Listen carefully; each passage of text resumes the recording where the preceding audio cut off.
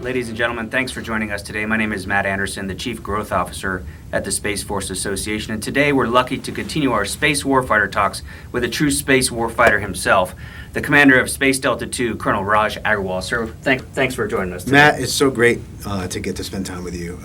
I know that I was one of the first, maybe the first interviewee for Space Force Association many years ago, and I never would have imagined getting this opportunity to be a Delta Commander and share what we're doing in the Space Force now. So thanks, this is awesome. Yeah, 4 years ago we started this. We were in a different point in the world with a global pandemic.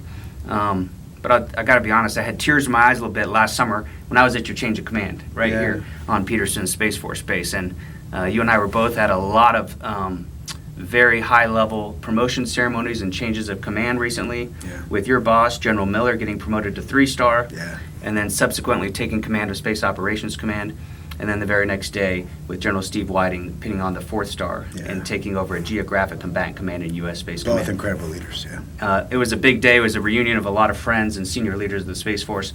And before we dive into too much of the business of Delta II, there was something we all noticed, and that was that theme of family through all 4 of those ceremonies. Both General Miller and General Whiting continued to thank their families, and the officiators of each ceremony did the same thing. And the same theme was there at your change of command last summer. So we're on about 8 months now as the commander of Delta II. And I wanted to just pull that thread a bit on family. Family is so important as a nation as we talk about hitting our recruiting goals in the Department of Defense. Retaining Guardians is huge. And I think when we look at you and your personal life and you're like, wow, that is the non-standard way to get to be a Delta commander. But I also want to brag about you because I know you're wearing that patch and you can't brag about yourself. So for all those young high school men and women out there that are wanting to be a Guardian, this guy had a non-standard path, but has also accelerated very quickly, I'll say, with multiple academic master's degrees, PhD. But I wanted to ask you about your non-standard way of joining the Space Force, well, Air Force originally, then Space Force. And then tell me about your family a little bit that you bragged so much about at the change of command. You talk about non-standard. I don't know that I think of myself as non-standard. I just think of myself as an American that joined and wanted to serve. I think I had the same dream that a lot of people had as a high school kid. I wanted to be an astronaut, but I had a falling out with my family. When I was maybe 15, 16 years old. In fact, I struggled with suicide back then, and I went through a pretty big crisis as a teen, where I struggled with a lot of doubt and self-harm, and then my parents kicked me out of my house, and I was homeless for about a year before trying to figure out what I wanted to do next. And so I lived in my car, I showered at the gym and whatever else I could do, and then I found a path to what became what I thought would be my lifetime career, which is being a high school teacher. And I fell in love with that. And I fell in love with inner city kids that also didn't have full homes. They came out of broken homes. And so I was fully devoted to that. I think I worked harder as an inner city high school teacher than I ever done in uniform. And that was from morning to evening, taking care of young people, finding ways to make them feel valued, to feel safe, and to feel like they can make something themselves. And to this day, many, many years later, I'm still friends with a lot of them, and it's great to see them living full lives. So at some point in my teaching career, I had another kind of crisis of, is this what I really want to do the rest of my life? And before I go too far into that, my wife and I, we got married. We met in 1994 and dated for 3 weeks, and then got engaged. 6 months later, we were married. Amazing. 1995. And so my wife became my family, and she is really everything. Anything good about me is because of her. And she kind of took somebody that was broken, myself, and made me believe that I could be something more. And so she encouraged me as I took steps to maybe join the Air Force. And she didn't want to be married to a military guy. She was happy being married to a teacher, but she saw that I could be something even more than what I was, and she supported me. And so we had very difficult time. I had a very difficult time as a high school teacher, converting to military officer. Went to officer training school back then, and they shaved my head. They put a canteen on me and had me start marching. And up until then, my diet was made up of maybe pizza and donuts, and I had to shift to learning how to run and learning how to march and learning the discipline of what it really meant to love my nation. And I don't think I ever really connected to loving, like being in love with the United States of America until I put on the uniform and understood what it meant to be part of that heritage of sacrifice and be a part of, you've had American heritage probably for generations, but for me, this is my first, for my generation, for my heritage, I'm the first, person in my line born in the United States and living as an American my whole life. And so for me, it was a new experience to fall in the United States of America. So anyway, I don't know if I fully answered your question, but keep asking. More so. Yeah, no, more so. I really appreciate you talking about the importance of mental health. Yeah. We're coming out of over 20 years of war after 9/11. It's important to talk about, and I appreciate you opening up with that. Yeah. However, I'm not going to let you off the hook that easy. You're not the only one. You've been doing a lot of traveling. You've been in command for 8 months, and there's been some articles written about the awesome Guardians under your command, but there's also some in Team Agrawal that have been getting some press recently for some pretty cool things. Tell us about your daughter. Yeah. So my wife and I waited about 8 years to have kids, and our first kid was born in North Dakota at our first duty station, and then my daughter was born at our next duty station in California. And from the beginning of her young life, she saw the world differently. She communicated differently. The way she sees the world is through imagination.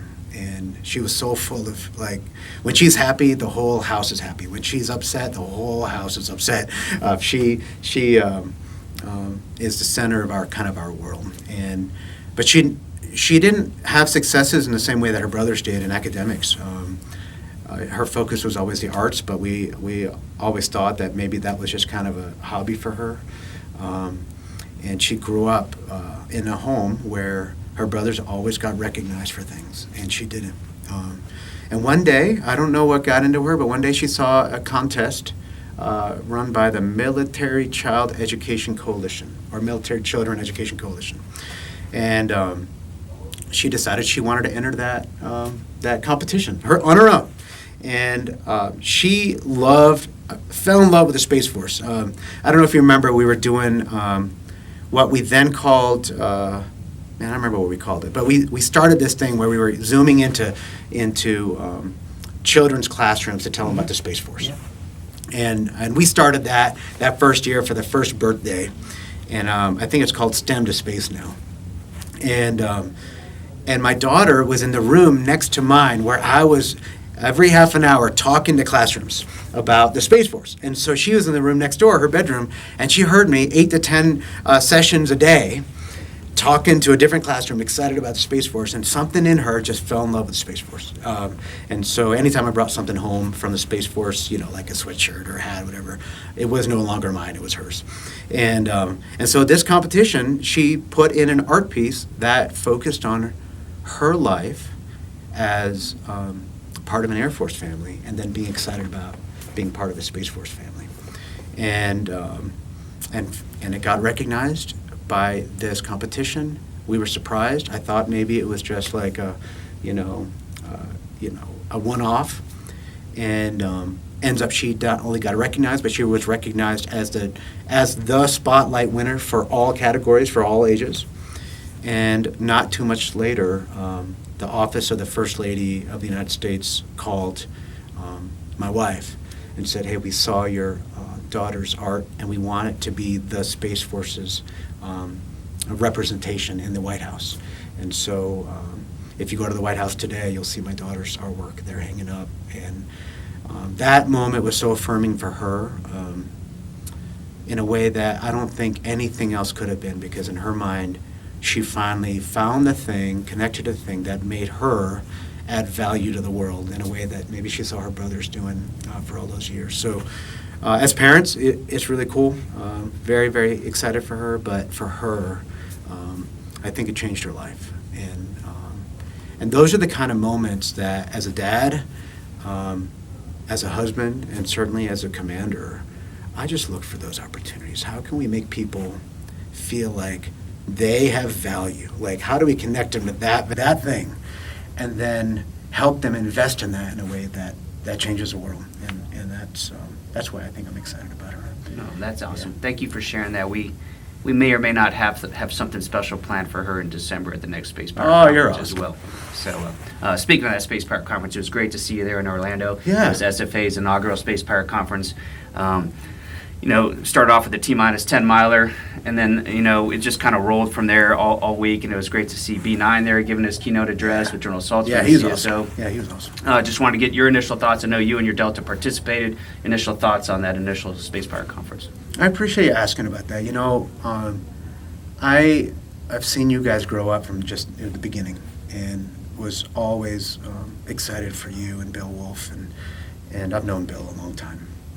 And when I came into that conference, I wasn't sure what to expect, because a lot of these other bigger organizations have had decades to kind of build up and do spectacular things where folks from all the services come, and there's thousands of people, and bright lights and all kinds of giveaways and all kinds of stuff, right? And so I thought, wow, how's SFA going to compete with that?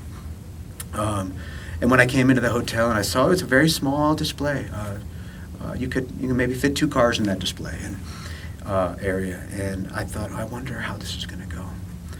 And I brought a few of my team. In fact, I actually asked Delta 2, I said, hey, I really would love for us to support this. So we brought a good-sized team. And I'll tell you what, the feeling of family that you all created, I have never seen before. It felt like that event was just for Guardians. It's not that we only had Guardians there, and it's not that we didn't have other services represented, because we did. But at first it felt small, but then it felt really big. And it felt so important, and it felt like you created something that I don't think any other organization has been able to create, and that's that feeling that we matter. And we matter, only we matter. Mm-hmm. And you made us the center of attention, and you put our Guardians on the stage. You put our Guardians in places where they could be recognized. You made every display about how do you all invest in the U.S. Space Force.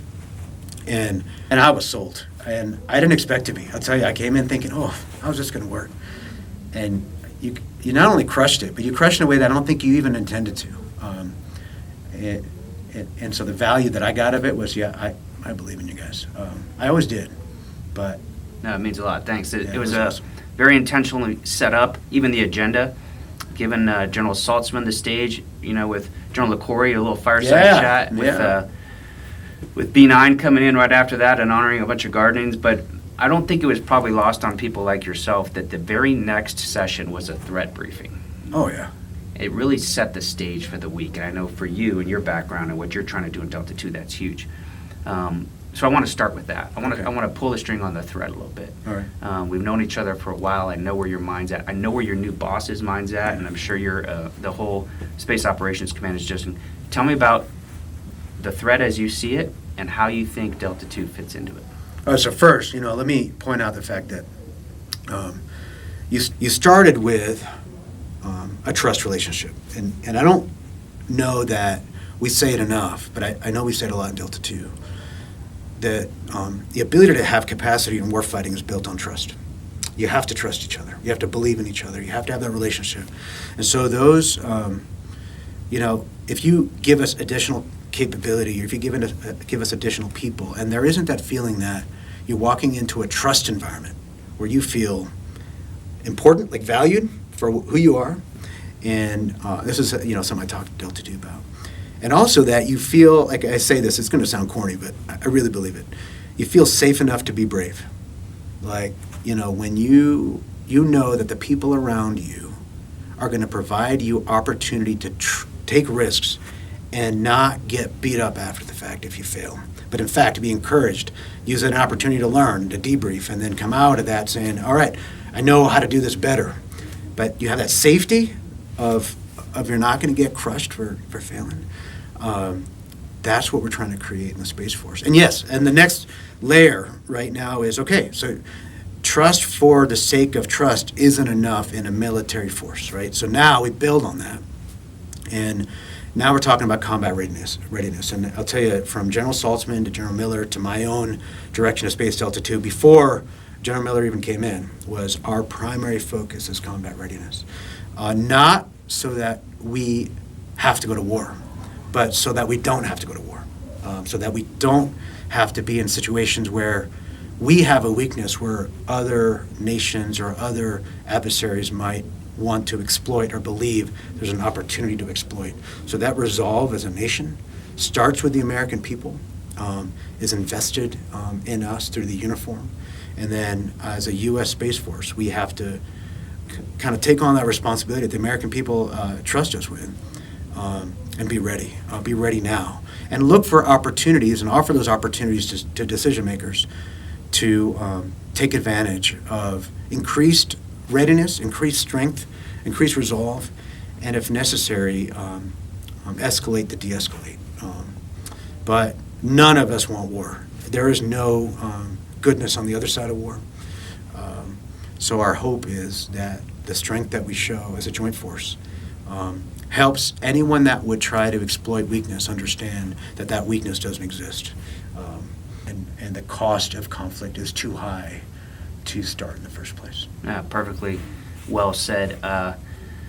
There's no secret that China and Russia have been both an acute threat, near-peer threat, competitor. There's a lot of buzzwords that academia as well as the Defense Department throws around.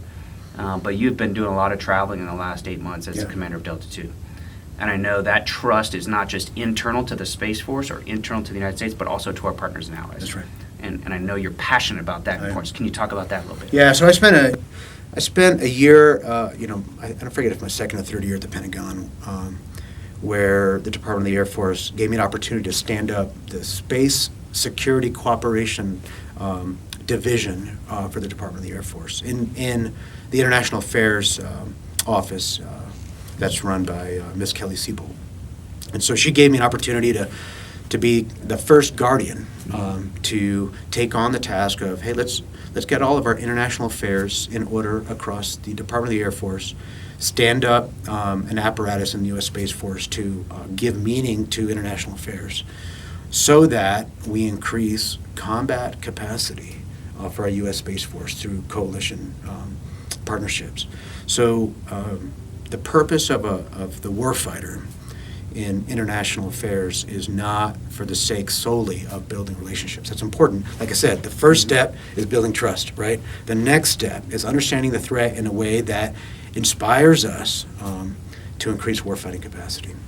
And one of the first things we did as that new division was to clear, to bring down the security clearance of the threat to I think it was 19 nations. And that was the first time all of those nations were made aware of the fact that there are other nations that are building up their capacity in a way that could be perceived as risky or threatening. Mm-hmm. And that inspired those nations to understand they had to join us or join somebody if they didn't want to be exploited in their own weaknesses in the areas of space, space warfighting. And that was a new idea for a lot of these nations, and it actually made huge impacts in their governments. We saw investments around the world in undergirding the space apparatus. Because the truth is, if you are a nation that is living in the modern world at all of your infrastructure, your economics, your information is all built on space. Folks don't know it because you don't see space all the time. You don't see the satellites, and you don't see the radars on the ground. You don't see maybe how the logistics that goes into one space launch.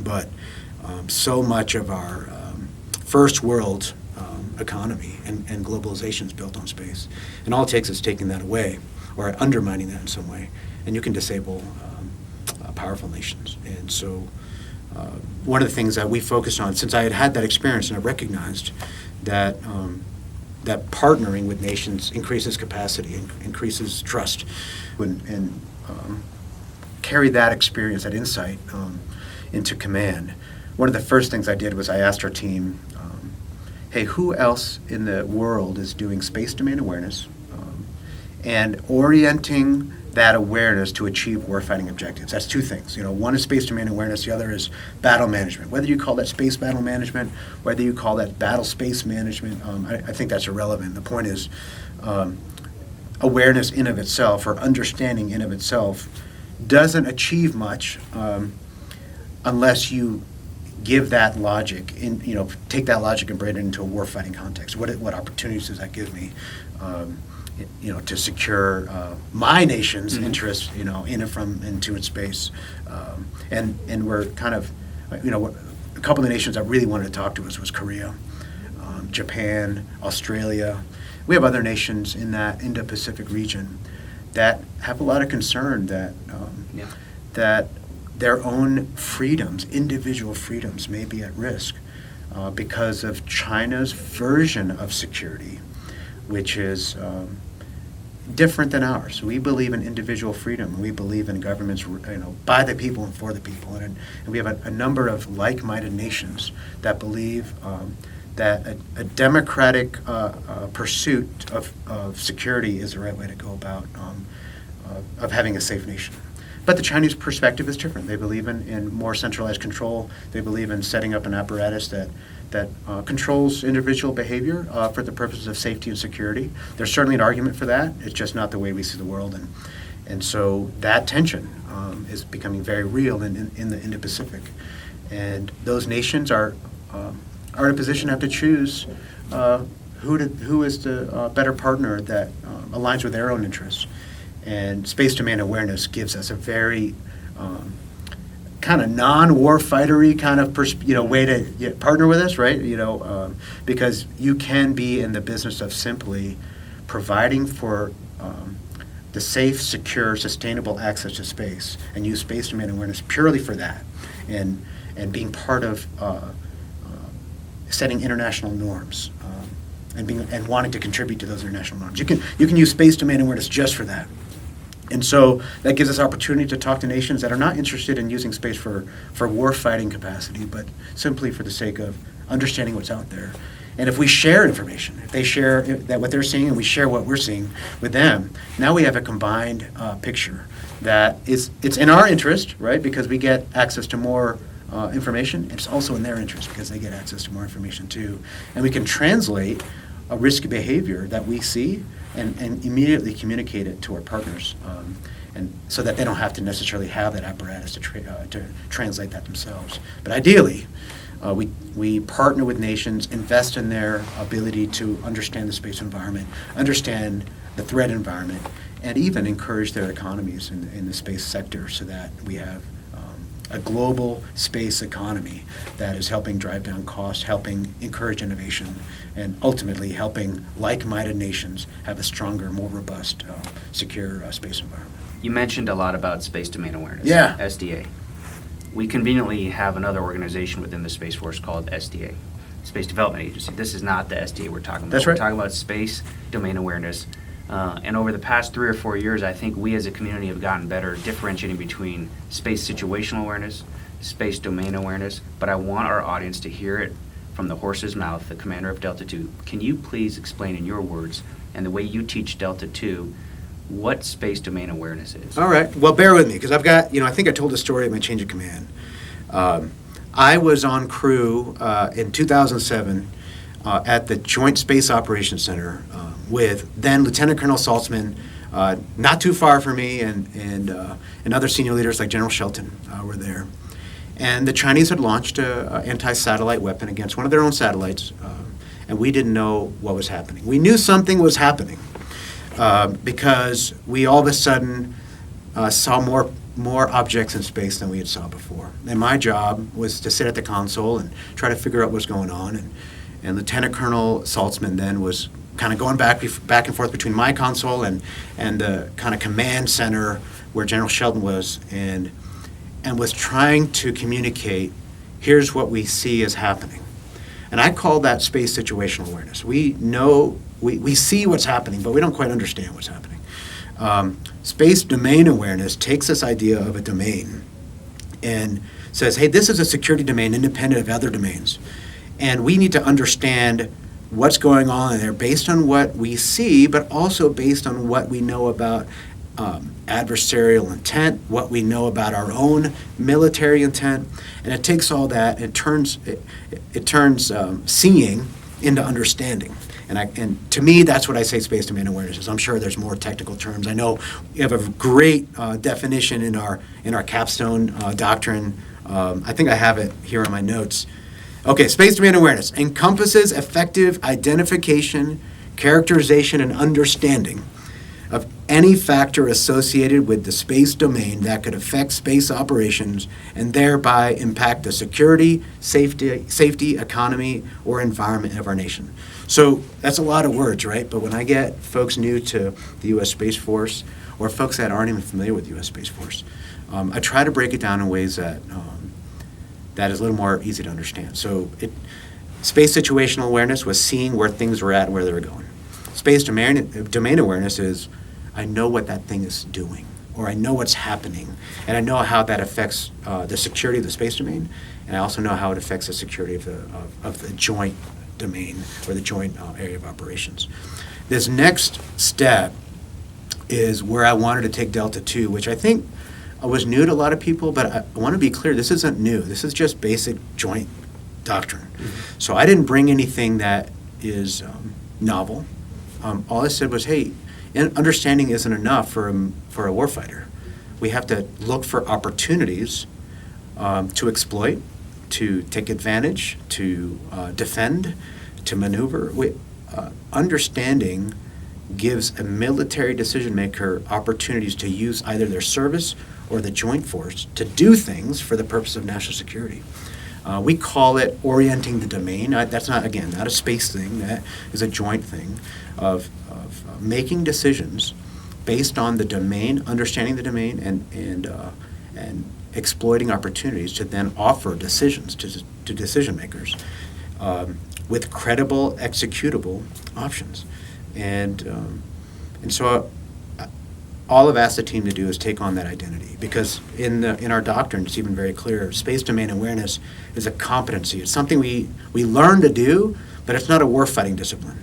But battle management is a warfighting discipline that takes those competencies and makes them relevant and applicable to a joint force into the service. And so I asked my then boss, Lieutenant General Steve Whiting, hey, can I add this to our kind of our space Delta 2 nomenclature? They used to say Space Delta 2 does space domain awareness. And I said, hey, can I also say we do space battle management? He said, sure, Rush. If that's what helps your guardians and airmen understand why they're doing what they're doing, add it. And I did. And I think it got a lot of people excited because they thought, well, I'm changing what we do. And I said, no. We're always supposed to be doing this. Mm-hmm. We don't just create data. I would rather let other people create data. I want my military members focused on what does that data mean and what opportunities does that give our service and our joint force to do things to achieve our national security objectives. So I call it turning understanding into opportunity. And that's kind of our easy way to say it, and it's kind of our mission. But ultimately, I want our guardians and airmen to understand they're part of a joint force and they're part of a coalition force, and we have to speak the same language. We have to look at the world in a way that we can translate what we do to the joint force so they know we bring value to them. And we cannot be something special. We are simply another combat power, and we're part of a joint force. So I want to be clear, there's nothing that I brought that's novel or new. I just brought my experiences from serving with the joint force into my command, and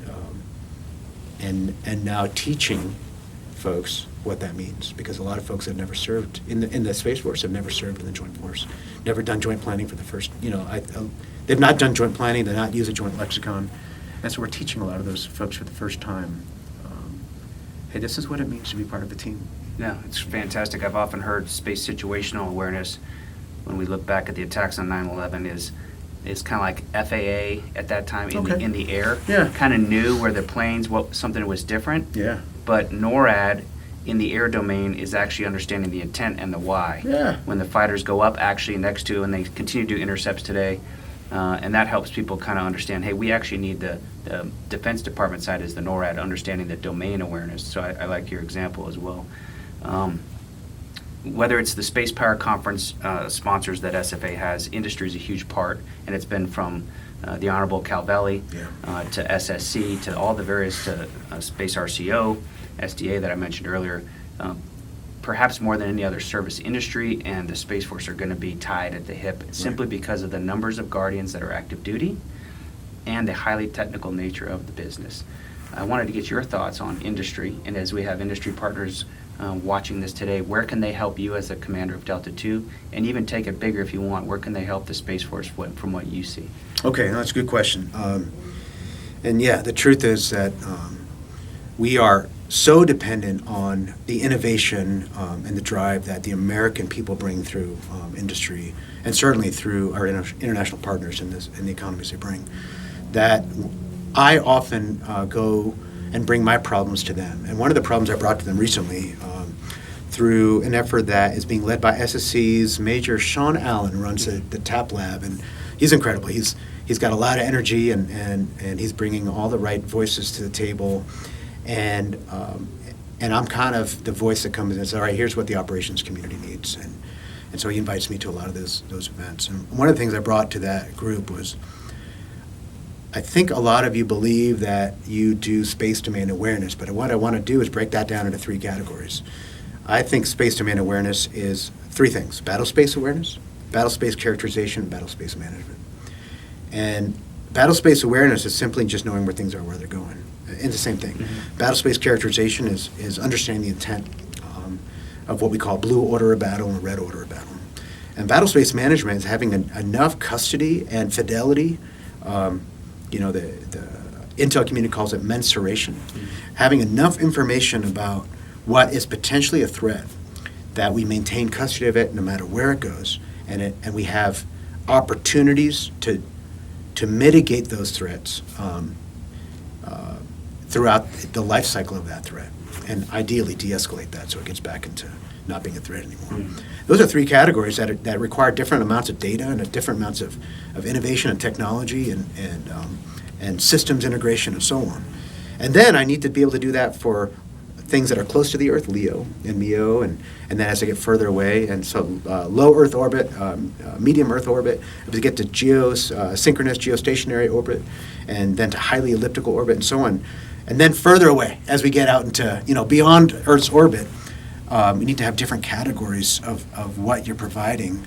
And so what we're trying to do is not only ask industry to become part of the solution, but help be very clear on where they can be part of the solution, because the truth is we don't need solutions to everything. We only need solutions to certain parts of the problem, because we have an incredible Space Force already. Mm-hmm. I would hate for anyone to think that we're not capable, because we are the most capable, credible Space Force in the world. Mm-hmm. But what we need now is that continued innovation, to be ahead on the innovation cycle, and to get industry thinking a few years ahead of us and bringing those solutions certainly to the government, but also to bring that solution to the community, to academia, to other aspects of civil space like NASA. So that way we as a nation invest in this next generation of young people. I'm always going to go back to how are we investing in the young people, because that's where my heart's at, and how do we keep our lieutenants and our specialists in the Space Force fired up about what we're doing. And so we have to keep dreaming forward. We have to keep hoping forward, while at the same time I'm very, very focused on what do you bring into the table right now to make me combat capable right now, because I don't have time to wait a few years. I need to know what you can integrate into our Space Force today. Otherwise, I'm going to pass you off to someone else that's focused on the future, And there are plenty of parts of the Space Force that are doing that too, like Honorable Cal Valley and others. Yeah, it's you mentioned the civil part. You think about civil, national security, and commercial space. There's certainly a lot of press out there about commercial space and the opportunities with reusable rockets, and simply the barrier of entry. Barrier to entry has gotten so much smaller with that, and that's opened up a lot of opportunities. You mentioned at the very beginning of our interview that you wanted to be an astronaut. Yeah. What do you think, when you look at Axiom, you look at what Jared Isaacman's doing with the Polaris Dawn missions and what he did with Inspiration 4, and now we're seeing things between even optical comms terminals, laser communications, where NASA and the DoD, they're looking at sharing those capabilities for exactly what you described. That's right. When you look at these opportunities, and you're just thinking as a futurist, not in your current role, but you're like, what is possible out there? We asked this with General Purdy at the Space Power Conference, and he's another one of those guys that's always thinking, what is possible when you think about the younger generation and those three pillars, if you will, of space: civil, commercial, and national security? What do you see? Well, that's a big question. I'll tell you, the partnership between NASA and the DoD goes back to John F. Kennedy. When he the president gave a charge to the American people to get to the moon, and that was in the context of the Cold War between the Soviet Union and the United States. And so there's kind of a dual purpose with that, giving that dream to the American people. It was not simply to get to the moon, but also to inspire the innovation that was required to get there. And that technology ended up applying to both combat capability as well as civil capability to continue to explore and to continue dreaming forward and innovating forward.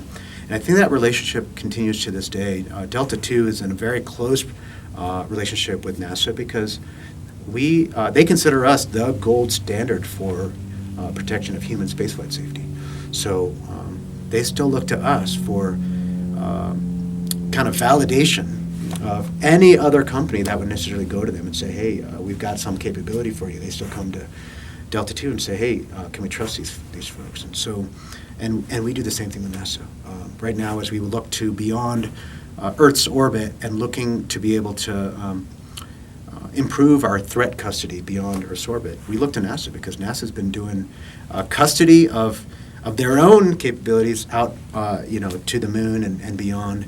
And they've been in this business a long time, for decades. And so they have the understanding, the expertise, and so we work together hand in hand. The next step that I've been really excited about is seeing universities like University of Arizona, University of Texas at El Paso. There's a number of universities that have stood up and said, hey, we're in this too. We love space. And they're firing up their students, and those students are coming to the table with incredible innovation that they're not looking for a payoff. They're not looking for any glory. They just want to be great Americans contributing to our national security.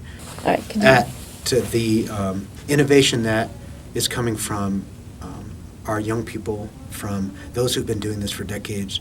Certainly, the commercial sector, there are a number of big names that have challenged the status quo, and even when we, as the Department of Defense, doubted them, they kept coming back and saying, we can do this.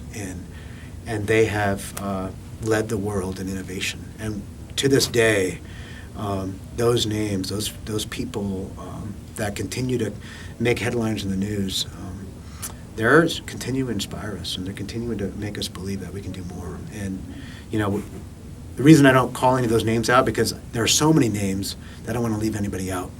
But I do believe in our nation, in the way that we innovate, in the way that we empower the individual. And I believe that that's what's at stake, the individual freedom of expression and the ability to dream beyond what the government's capable of dreaming. That is America, and that's what we have to defend. And so the very things that you're talking about when we talk about partnering between all the pillars of what it means to innovate in America, those are the things that are at risk. And so, without being too doom and gloom, we have to invest in our U.S. Space Force in every possible way, and our joint force. And we need American people to step up and volunteer and join our sister services. We're not having trouble in the U.S. Space Force. We often have far more volunteers than we can actually accept, and that gives us an opportunity to hire the best and the brightest. The lieutenants and specialists that are in our service today are far smarter and more capable than we are as in the senior ranks, which is very humbling, because we have to learn how to inspire and lead people that are smarter than us. And we have to figure out how to bring to the table what they have, even though we don't have that. And that's very humbling. We have to give them purpose, we have to give them vision, and then we have to get ourselves out of the way, and provide an environment where they can thrive, and ultimately, and be very clear, ultimately bring increased combat capability to our nation. That's perfect. I wanted to close out this interview with just an opportunity for you to reflect on the last 8 months with Space Delta II. Yeah. And just what are you most proud of? Where do you see the remainder of your command going? And just give us a little peek under the tent there. So, I have to say I'm most proud of the team that volunteered to sign up for what I was bringing to the table. I don't bring very much other than a joint mentality is that, hey, we're part of a team. Where Space Delta II is nothing by itself. We are part of an integrated team with other deltas that bring their own capabilities to the fight. And we as a SPOC team work together to achieve some joint objective that's prescribed by a larger team. And so what I did was I reached out, the first person I reached out to was a guy named Lieutenant Aaron Brooks. He commissioned me into the U.S. Space Force. And he and I wrote a paper together. We got excited about how do we get the Department of the Air Force to work as a team, and really believe in what the U.S. Space Force is bringing. And so there's nobody else I wanted to ask to commission me into the U.S. Space Force, and he was part of the first cadre of officers that had never been part of another service. And so I'm most proud of the people that said, all right, I'm in. And Aaron was one of those guys that said, all right, I'm in. I asked him, hey, would you be my exec? He was like, I don't know what I'm in for. I'm coming in for. But I asked him. He said, all right, I'll join. And then one by one, people that said, I'm willing to join this vision of being part of a team, not a guy and not a commander, but I'm willing to join this thing that I believe, and now we believe, is an integrated team of warfighters. I can't say it any other way, that believe in our country.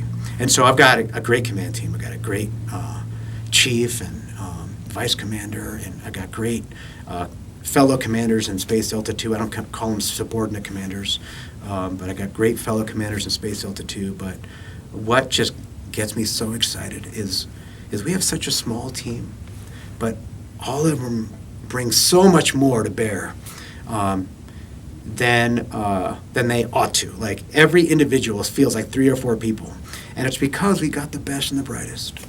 So I'm not really big on like bragging on a Delta, because we're just a small part of a big organization. But I will say I'm proud of the people. The people that we have are incredible. Military, civilian, our contracted teammates. I just love working with them. And so I look forward to coming to work every day, and we have long days, and we work really hard. I tell my team, we're not creating a safe space for you so you can be safe from work. I say, we're creating a safe space for you so you can be safe for work, because our nation needs us to work hard, to bring the best version of ourselves to this uniform every single day, and I'm just so proud of them. I love them. I love my team. I love the people I work with, and they know it. So I don't know if that answers your question, but I'm so grateful to continue to wear this uniform. 100% answers my question. It brings the interview full circle from the mental health challenges we talked about in the beginning, through the threat, through how you see the mission and space domain awareness, and then bringing it back to the men and women of Delta II. So, Raj, on behalf of our president and founder, Bill Wolf, and all of the SFA members, thanks for your time today. Looking forward to next time.